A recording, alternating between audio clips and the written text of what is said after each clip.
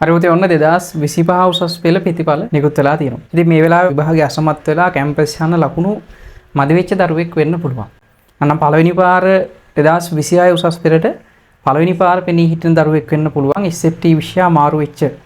ඔන්න ඔය දෙගොල්ලටම සාර්ථකම වැඩපිළිවෙලක් අපි SFT විෂයට අරගෙන අවිලා තියෙනවා. සියලුම ඒකක මුල ඉඳලා අවරණය කරලා දෙනවා. සියලු පසුගිය ප්‍රශ්න පත්‍ර අවසන් කරනවා, විවරණය කරලා අවසන් කරනවා. ෆුල් පේපර්ස් ලියවලා, මොඩල් පේපර්ස් ලියවලා ඒවට ඩිස්කෂන් එකත් එක්ක සාකච්ඡා කිරීම සහ ලකුණු ලබා දීම කරනවා. ඉතින් පුතේ අපි මේ රිවිෂන් වැඩපිළිවෙල ඔන්ලයින්, ෆිසිකල් ආකාර දෙකටම පවත්වාගෙන යනවා. ඉතින් ඔන්ලයින් අයට පුළුවන් පහත WhatsApp නම්බර් එක දාලා තියෙනවා, මැසේජ් එකක් දානවා ඔයාලට සියලු විස්තර දැනගන්න පුළුවන්. ඉතින් ඔන්න ෆිසිකල් අපි නගර 3ක මාතර සක්‍යා, තංගල නැනෝදා, නිව් විස්ඩම් වලස්මුල්ල. ඉතින් ඔයාලට පුළුවන් ෆිසිකල් පන්ති වලට ওই නගර තුනේ සම්බන්ධ වෙන්න.